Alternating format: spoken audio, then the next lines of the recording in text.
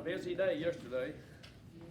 Thank you for joining us this morning to this live stream on the book of Daniel. We have completed the book of Daniel. We're going to be doing a review of this book, maybe a session or two on the review, and then we're going to correlate the book of Daniel with the book of Revelation, because we have done Revelation and the book of Daniel already.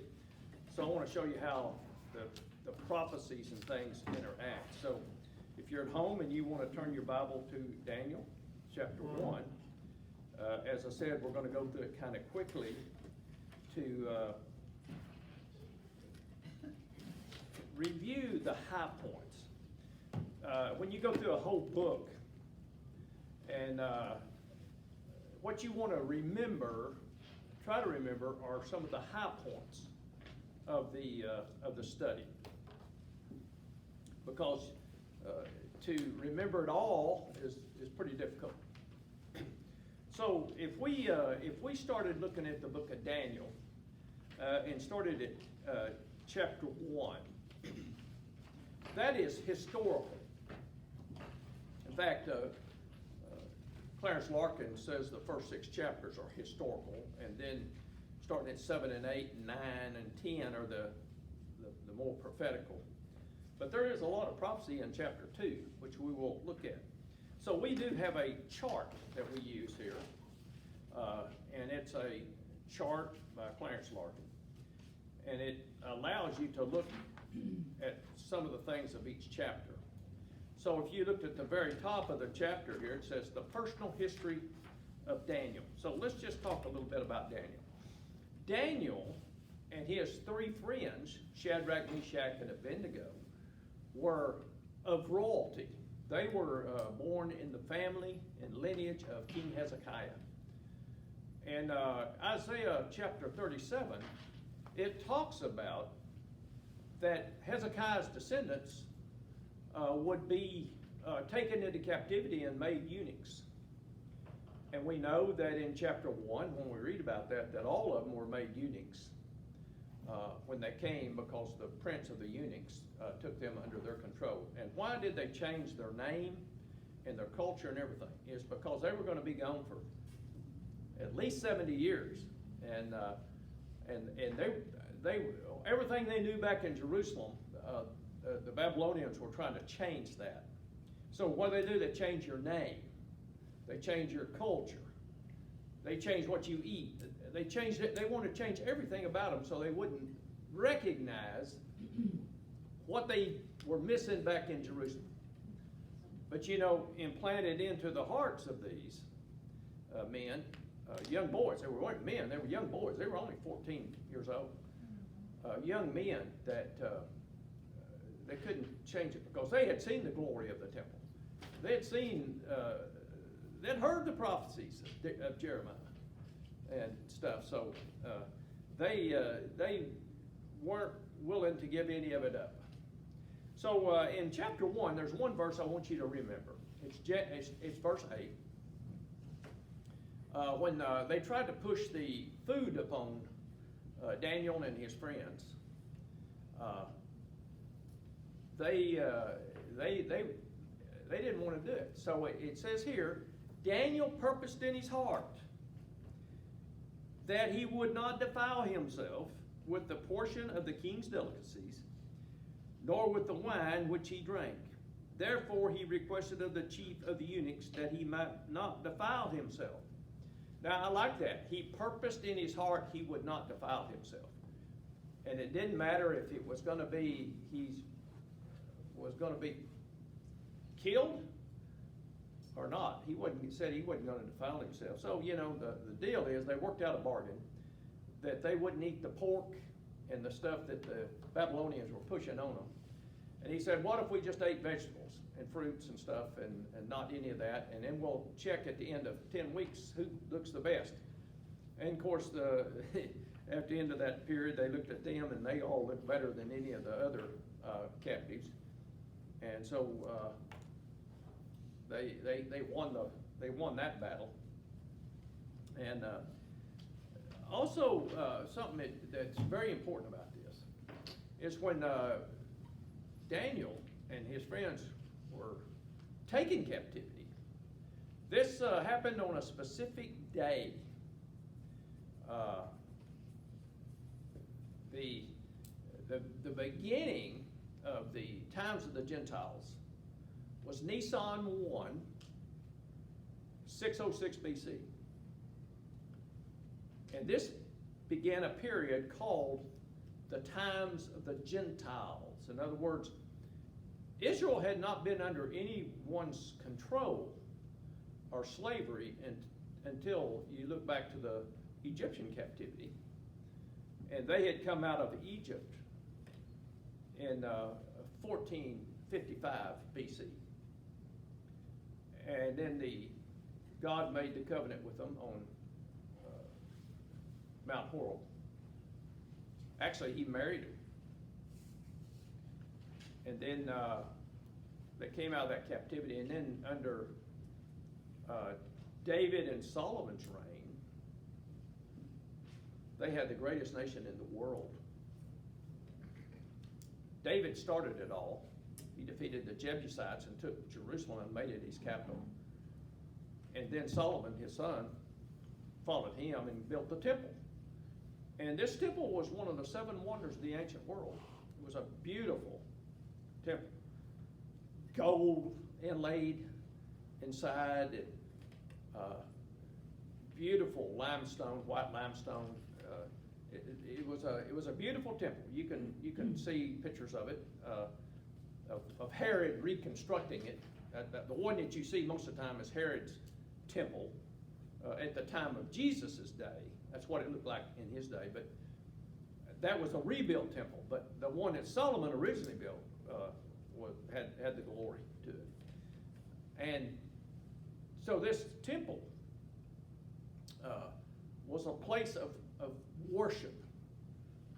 One God, one place, the temple. And of course, as time went along and Solomon, at the end of his life, got into some idolatry, and then his son Rehoboam even got worse. And then what you find from about 1,000, or actually 900 and something BC, all the way down of these kings, you see that the majority of them, the Bible says, did evil in the sight of the Lord. There were just a few that did what is right in the sight of the Lord. Like Hezekiah was one of them. Josiah, he was a reformer king. He was just a young kid that came in and tried to reform things by getting rid of all the altars of Baal and everything. So you need a reformer. When a country gets going the wrong direction, you need somebody to come in and reform things and change things. And let me tell you, there's a lot of pushback against reformers. People that are wanting to change the things that had been, they get a lot of pushback from other people in the administration, or in this case, particularly against Josiah. But one thing he did, he went out and burned every one of those temples, altars of Baal in the high places that the Jewish people went and worshipped and sacrificed their babies to. And so he went out and burned them all. And he was called a reformer king. But anyway, I was getting a little bit ahead of myself. But anyway, as we come down into the history from 952 BC of end of Solomon's reign, and then Rehoboam, and then Jeroboam went up, and he split it up. He went up into Samaria and took 10 leaders and tribes and priests with him up into the northern kingdom, up at Samaria. And he set his headquarters up in Dan, I believe. And then you had the 2 tribes of Benjamin and Judah in the south. And that was called Judah. And it was through Judah that the Messiah would come. So you then had a split kingdom. You had the kings in the north, you had kings in the south. The biggest name that you think of is Jezebel and what's his name? Ahab and Jezebel. That was under the dynasty that Ahab's father started. 800. It was 800 BC. And that was about the time, 100 years later, was the time of Isaiah began to prophesy against how evil their kingdom was up there. And it was Jezebel that brought in the Baal worship from her father, who was a Phoenician priest from Phoenicia. She brought Baal worship into Israel and caused the children of Israel to sin against God through Baal worship. B-A-A-L was his name. And then she brought in Ashtaroth. She brought in all these false gods, and they built altars to them. And up in the north, and they were in terrible idolatry. So what do you have? You had Hosea, and you had other Isaiah, other prophets that were prophesying to Israel to get out of that sin. But they didn't listen. That was up in the northern kingdom. You know, the southern kingdom was, the sister wasn't doing much better. So what did God do? God raised up the Assyrians from the north, and they came in and took them out of the land. Now, remember in Joel, the book of Joel, God said, I'm going to raise up my army, and my army will come in. And you know what his army was? Locusts. His army was locusts. He brought in 4 types of locusts into the northern kingdom there.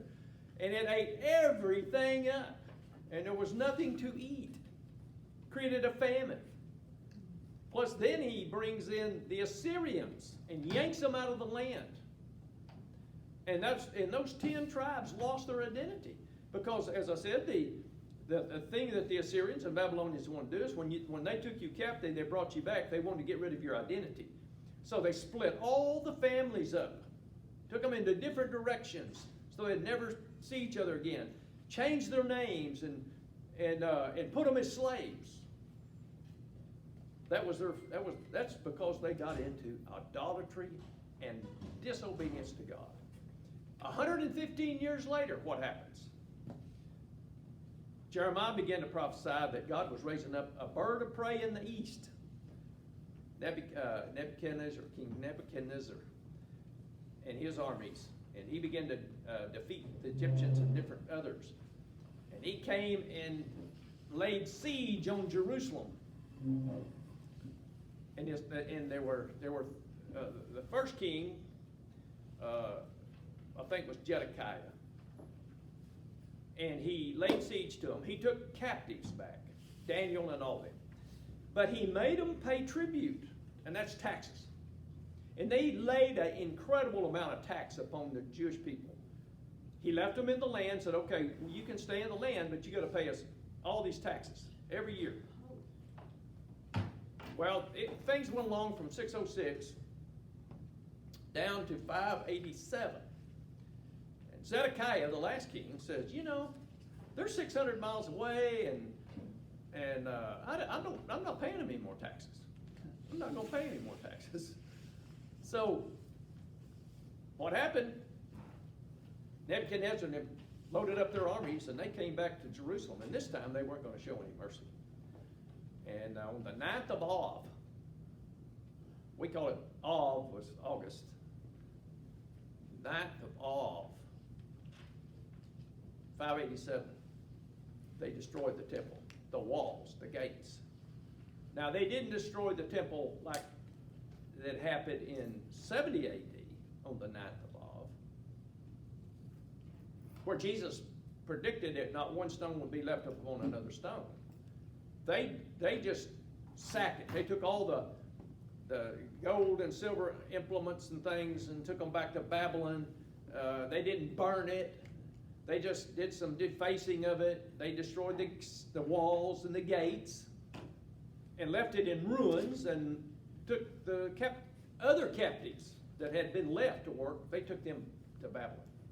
Ezekiel was one of those that was taken in captivity. So you have Ezekiel prophesying from Babylon, and you also have Daniel prophesying from Babylon. These were young men that were taken captive A lot of times you don't think of Ezekiel being in Babylon as a captive, writing his prophecy and his vision. You know, Ezekiel's the one that had the vision of the wheels. And that's what these alien guys that believe in aliens use, as that these were extraterrestrials. The wheels, did you ever read that vision? The seraphim angels and all that? Well, they weren't extraterrestrials. They were God's implements that God used, and he had angels there, and he was showing Ezekiel visions. Now, as they are there, they had read the prophecies of Jeremiah that they would be there 70 years. And so here, Daniel looked forward to the 70 years that he was going to be there. And Daniel found favor in the sight of God. So these, in the chapter 1, is historical. But I will tell you this, the times of the Gentiles that started in then is still running. And it will run until Jesus' second coming.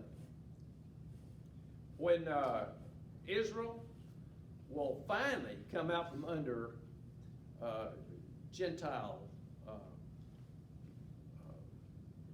the interaction of the Gentile nations. Now let me tell you, in 1948, May 14th, 1948, which is what, yesterday? Was the rebirth of Israel.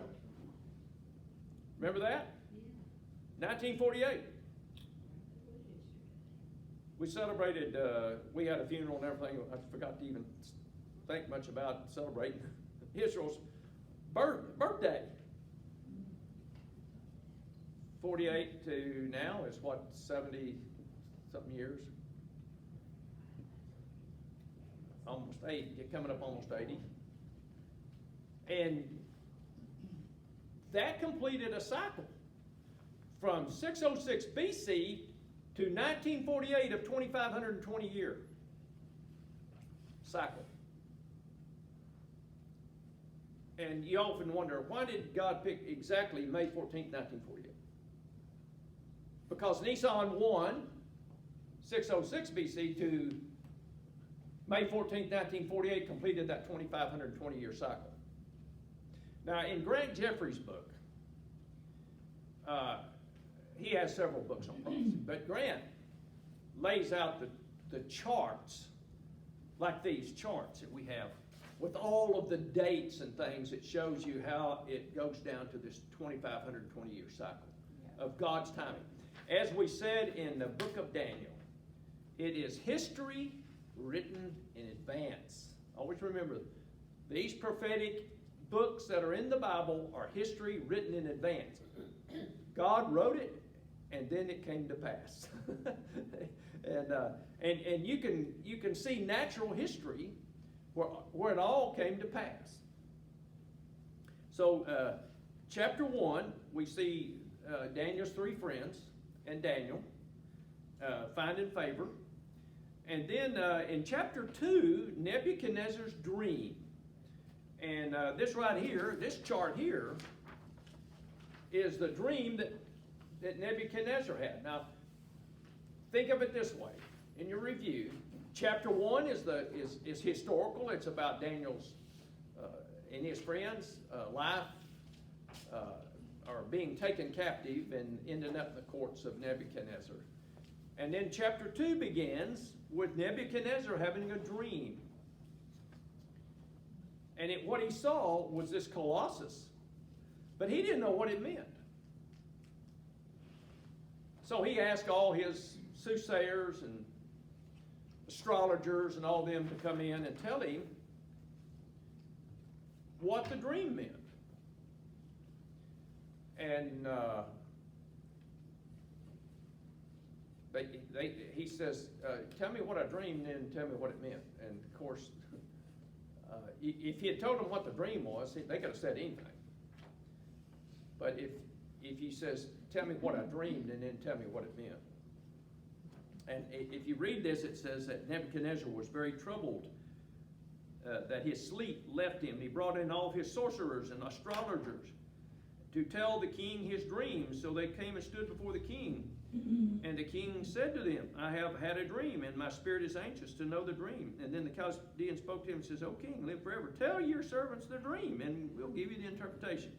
The king answered and said to the Chaldeans, my decision is firm. If you do not make known the dream to me and the interpretation, you will be cut to pieces, and your houses will be made ash of heap. However, if you tell the dream and its interpretation, you will receive from me gifts and honor, and therefore tell me the dream and the interpretation. Well, this is reminiscent of Joseph. Remember, Joseph was down in prison in Egypt. He's a young boy, about 14 or 15, and he's been accused of malfeasance with the treasurer's wife because she made false claims, and so he was thrown in prison for 13 years for something he didn't even do. But he met the man that tasted all the wine, and he also met the man that made the bread for the Pharaoh, and they became friends. And then they got released, and he says, "Go tell them that when you get back into your position, that there's a Hebrew down here that can interpret dreams," because he gave this guy a dream. and what did he give him? He says, you'll be making bread, but the Pharaoh's going to cut your head off. and of course that guy didn't pay attention to it, but he says, go tell him that I can read dreams. So, when Pharaoh had this dream of these 7 fat cows and 7 skinny cows, and he didn't know what it meant, when he was at his end, he says, "Is there anybody that can tell me what this means?" And they said, "Well, there's a Hebrew boy down there in prison that can interpret dreams." And after the one guy had been killed, the wine bearer, I think, was, and so they went and got Joseph and brought him up, and then the king says, Pharaoh said, "Tell me what I dreamed, tell me what it meant." And he said, "Well, let me have an all-night prayer meeting, and I'll come back and tell you." And so he goes and prays, and God gives him the interpretation about what it was. And then because he did it, Pharaoh exalted him all the way to assistant prime minister of all of Egypt. And then he got in control. And what was this all about? It was because Joseph was in a strategic position to save God's people. There were only 70 of them up there in the land of Palestine, or Israel. And there was a famine, and remember, there wasn't any food. And so Joseph was able to bring all 70 of them down to Egypt, where they had plenty. They had grain. And he set them up down in the land of Goshen, which was the best land of the whole deal, at the Nile Delta. And he said, "Tell them you're farmers, because in the eyes of the Pharaoh, farmers are not competitive. Farmers are not any threat to my kingdom. So just go be a farmer. Tell them you're farmers." So they went down there and they started farming all that cotton. I'm sure that, what's his name, makes all these pillows out of it. That's where it all started. But actually they were also sheep herders too, And the Pharaoh never even paid any attention to them. And as the years went by, one day the Pharaoh, after Joseph's dead and everybody, they go down there and take stock of everything and see that there's about 2 million people down there. That became the threat. So then he put them into bondage, and they were in bondage there. So getting back to Nebuchadnezzar's dream, Daniel was called in. He also had a prayer meeting. He came in and told the Pharaoh, he told Nebuchadnezzar what he dreamed, and he said, "You saw a colossus right here. It had a head of gold, it had a breast of silver, a girdle of bronze, and had 2 legs of iron, and then 10 toes mixed with iron and clay." Now that is in Daniel chapter 2, and you have to go over here to verse about 30, and go all the way down and read what this whole thing is. But since we're doing a review, we're just going to hit on it Remember, chapter 2 is the beginning of the times of the Gentiles. It's also the dream that King Nebuchadnezzar had. And it was Daniel's interpretation of this dream. And because he interpreted the dream, then Nebuchadnezzar put him in a position of favor and exalted him to actually the head of the whole country under him. And man, did that make a bunch of people mad. He came over all these other, they called them satraps. They were like governors. And he was exalted over as one of the governors and the chief of all the governors. So as you know, he had a lot of enemies against him. And so what he did, he says, okay, this head of gold is you, Nebuchadnezzar. That represents you, because you've got the greatest empire in the world right now. But then there's going to be one that comes after you that's going to be silver. So you can see it goes from gold, silver, to brass, to iron.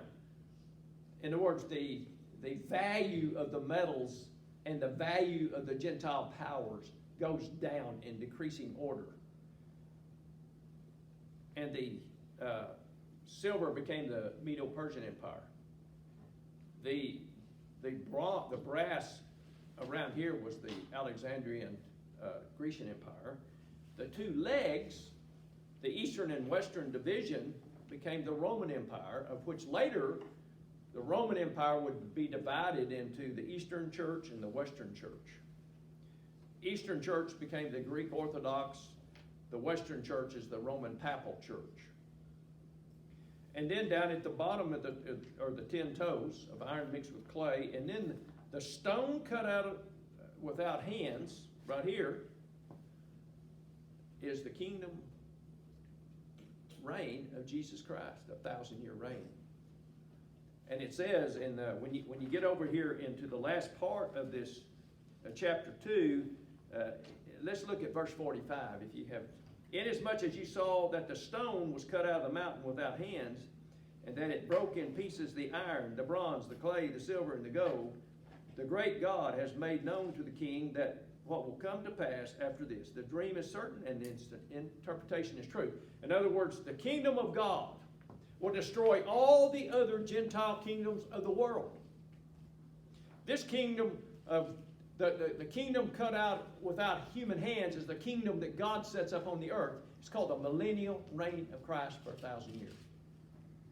So it will destroy all these other Gentile deals. Now, what I want to bring your attention to, as you read the history books, you can read about the Babylonian Empire. You can read about the Persian Empire under Darius and Cyrus. You can read about the Roman Empire in the history books. Where we're at now in history. We're down here at the 10 toes of iron mixed with clay. We're in what we call the revived Roman Empire. That's what you're seeing today in Europe. That's what you're seeing with the NATO. That's what you're seeing going on this very day is the revived Roman Empire. It was started in 1957 with the Treaty of Rome in Luxembourg. I think Luxembourg is part of the NATO. Isn't that right? Scott knows. And so, and where's the headquarters? Brussels, Belgium. So we're seeing this war going on in Russia, or actually in Ukraine by the Russians. And you see NATO kind of standing off the side, not doing much to help the Ukraine. Why are they not helping? Because Ukraine is not a part of NATO. And the NATO alliance is a treaty that all the NATO nations, if one gets attacked, then they all come in and come up against it. I want to ask you, why is it that the Americans have to provide all the money and everything to help the Ukrainians? I want to see them get helped, but I don't want to see billions and billions and billions and billions of dollars sucked out of our country when we don't even have the money for our own country being given to a bunch of maybe oligarchs that the people will never even see them. In fact, Ted Cruz said this. No, it was Rand Paul said this on the floor. If I will vote for the $40 billion for Ukraine, but I want an inspector general appointed that watches where this $40 billion goes and make sure it all goes to the Ukrainian people for armaments. They wouldn't hear that because, what happens is, this is what happens in Washington. You vote $40 billion. 5 or 10 billion will get to where you go, but 30 billion is sucked off and hidden in other places to help win elections. And so that's what happens. Thank God we had somebody that stood up. So anyway, that's just a side note of this whole political thing that we see. But we are seeing right now the revived Roman Empire, of which Nebuchadnezzar saw in his dream. And the Colossus here shows you in a picture what you need to remember in chapter 2. That is a very, very important chapter of Daniel. Daniel has such tremendous amounts of prophecy in it. Chapters 2, chapter 7, chapter 8, chapter 9, which is the 70 weeks of Daniel, chapter 10, and then we talked in chapter 11 is about the Antichrist, and then of course we closed with chapter 12 with Michael standing up for Israel, and then it talks about the end, the last days, which we're in now. Daniel was told to seal up the book until the days of the end. Well, we're in the days of the end, and I truly believe that what really started the days of the end was the rebirth of Israel. That's what most prophetic people believe, is that the time clock of God's prophetic time clock with Israel started again in 1948, when Israel was rebirthed. And then in 1966, when the city of Jerusalem was taken again. But Jerusalem is still not under total Gentile control, because the Muslims have the dome of the rock up on the top of the Temple Mount. So the Jews don't really get to go up on the Temple Mount and do what they used to do, because it's desecrated. And God wouldn't accept any sacrifices from them. And there's a purpose for that, why God did that, because Jesus was the ultimate sacrifice. And God would not accept any other sacrifice. Jesus was the ultimate sacrifice. And because the Jewish people didn't accept it, then they have to go through the tribulation. And at the end of it, we found in the end of the tribulation period, they will see on whom they have pierced, Zechariah 12:10. And one day they will accept Jesus as Messiah. Remember? But only about a third of them will. 2/3 won't. So anyway, and then chapter 3 of Daniel was the image of gold. That's that big image that he built 90 feet tall. And when the trumpets would sound, everybody had to fall down and worship this image, except who? Daniel, Shadrach, Meshach, and Abednego, and Ezekiel, I'm sure. They wouldn't do it. And so what happened? They threw the 3 youngsters. At this time they were a little older. Maybe they might have hit their 20s. They were thrown in the fiery furnace. And Nebuchadnezzar saw it stoked up 7 times hotter than it normally is. Nebuchadnezzar got up as close as he could without being burned, and he saw a 4th man in the furnace. He said, I thought there was only 3 in there, but I see a 4th man. So who's the 4th man? Jesus. It's a what? What's it called? A Christophany. Jesus appeared in the Old Testament. That's a Christophany. God's appearance in the Old Testament is a what? Theophany. Where is a good picture of a theophany? With Abraham and Genesis chapter 17 and 18, where God comes down with 2 angels, sits down and talks to Abraham about what he's going to do with Sodom and Gomorrah. He would not do anything until he first talked to his covenant partner. That shows you how God looks at covenant relationships. God could have just destroyed Sodom and Gomorrah. But first, he came down and talked to Abraham. Now, why did he talk to Abraham about that?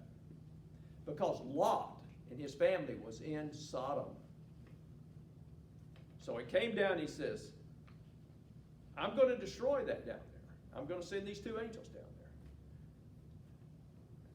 And you know what he said? Because he had the covenant, I'm going to get Lot out so he won't be destroyed with the city. And you might read the story in Genesis 19 where these two angels go down, and what happens? They get to Lot's house, and Lot and his family really didn't want to leave Sodom. And the picture is in 19 is that the angels took Lot's wife and daughters and drug them out of the house. Did you ever read that? And he gave them a warning. Don't ever look back on this city. Don't ever look back. So here they are, they're marching out. They're going out up the side of the mountain, and Lot's wife. Does anybody know what Lot's wife's name was? We don't know. It's only Lot's wife. Looked around to look back on the city as it was being destroyed, and she turned into a pillar of salt. And if you go on a tour to the Dead Sea today, the guides will say, that is Lot's wife standing right there. Because they have these big salt monolith type things that build up from the salt sea, and there's several of them around there. You say, well, that's Lot's wife right there. And then Lot went with the two daughters. You remember what happened there? Incest occurred. 2 children were born, and they became known as the Moabites and the Ammonites because they were under curse. And that became the land of the Moabites and the land of the Ammonites that came against Israel later. They were part of the ites. So anyway, all right, well, I hate to stop today. We'll pick up on chapter 3 again next week. Then we're going to look at 4, 5, and 6, maybe next time. And remember the big things, the high points. History, the vision in chapter 2 is so important. 3, that the men went into the fiery furnace and they came out, not even smelling like smoke, it says. And Jesus was in the furnace with them, and they got elevated in their day-to-day goings. They weren't put as governors, but they were elevated up. They were given authority. And then in chapter 4 we see Nebuchadnezzar's second dream. And so we'll talk about that next week. Thank you for joining us. God bless you. And we're going into the other service. Thank you.